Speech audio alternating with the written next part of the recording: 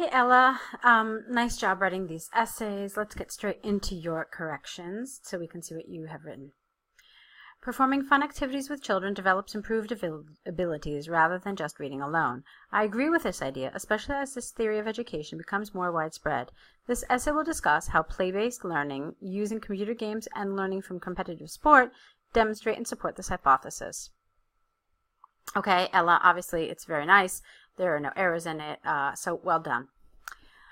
Firstly, I believe that children of primary school age benefit from computer-based activities such as playing on a games console. This is because they can learn improved hand-to-eye coordination, instructional lessons, and better spatial awareness. For example, Xbox or PlayStation produce suitable games for the under 10 age group to learn from. Using their faculty simultaneously can garner a number of useful skills that reading alone cannot teach them. Therefore, the interaction with these games platforms can be useful to children in primary education. Okay, it's absolutely fine. I mean, it's very nice. Your vocabulary is, fantastic. It's obviously native speaker level writing. My one concern is with the order of the sentences. IELTS writing really requires very linear kind of thinking, so it's really like a point A, B, C, D kind of structure. My one concern reading this is whether this sentence really fits here. That's it. It was the way the sentences flow. So that's the kind of thing that I want you to be aware of. I mean, obviously the grammar is perfect. Obviously the vocabulary is, native speaker level. So what we're really looking at in your writing then, Ella, is task response, how you respond to the question, how well you develop it, and things like coherence and cohesion. And in this case, like I said, how well these sentences are glued to each other and how well they progress from one idea to the next. Okay? So, next paragraph. Furthermore, I hold the opinion that participation in competitive sports is also vital to the cognitive and physical development of the child. It follows that children actively involved in sports such as swimming and soccer will benefit by learning social skills, improved emotional regulation, better self-esteem, and developing physical fitness. Studies from Finland and the primary school system in Wales demonstrate evidence to support play-based learning solely until age 7. Consequently, these examples support sport to be more important than reading alone. Okay, again, it's the same thing. There's not a really clear connection here with this sentence and the ones before it and following it. So, this for me would be the weak area of this paragraph. Obviously, everything else, like I said before, is perfect. So that's the kind of thing that I want you to look at to make sure that these really have a logical progression, one to the next. Okay, so moving along. In conclusion, I believe computer gaming such as Xbox and PlayStation and sporting activities such as swimming and soccer can develop higher functions better than just reading alone. Of course, the ability to read is important, but given the education changes in Finland and Wales, I hope in future more countries follow their lead. Okay, lovely.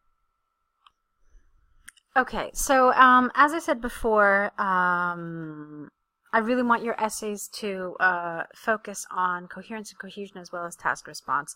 So the other thing that I want to mention here is a little bit about the task response. Since you are aiming for an 8, that's what I read in your email, you didn't mention at all, this was a to what extent do you agree or disagree essay. And you clearly agree that these other things are more effective than reading. However, what you didn't do at all, and I think this is the kind of thing you need when you're looking at the 8 and above, is you have to at least address why some people would think that reading is so important and what sort of skills it can help acquire. So that for me was missing here. You had to just to refute it. Okay, so I want you to think about that in the future, especially when you see these to what extent do you agree or disagree essays. I know a lot of people will say, oh, just write the side that you agree with if you agree with it 100%. But even so, it is worthwhile to show, the extent of your thinking that, I can refute the other side. It's not that just I can support my side, but I can refute the other side as well. So keep that in mind, Ella, as you're writing, all right? So let's take a look now at your second essay. I gotta move the box a little. Okay, fantastic. So, I do not believe communication between family members has decreased recently. I hold the opinion that the recent revolution in technology has altered the way we communicate both with each other and the wider sphere. This essay will discuss how those changes have affected our relationships using examples of how we talk to each other and the way we communicate. Okay, fine. Again, grammar is perfect, vocabulary is, accurate. I'm not really crazy about this particular sentence in the beginning. It's not... It's just not in the conventions of essay writing. Our essays begin with an introduction that is a broad sort of intro, essentially, to the topic. It addresses what the topic is, rather than just going straight into your opinion. There is a later place for that. And you did it right here, okay? So what's really missing for me here is something else, which basically says... there is a common belief nowadays that families are communicating less and less. And then you can say, I disagree with this. I do not believe this is true, and so forth. Okay? All right, so moving right along. Primarily, the last 15 years has seen, yeah, okay, because 15 years is one thing. Fine.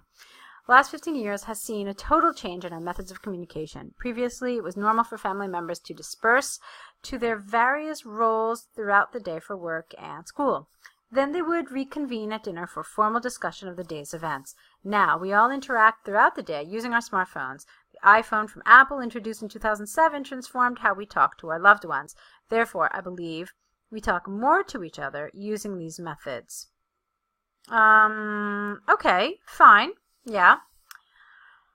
Following on from this point, the pattern of our homes has also transformed in modern times. This relates to each person having their own media and entertainment space in the home. Each family member is more likely to be in their own room. The days of the formal lounge room for family time has gone, as referenced by the London School of Economics.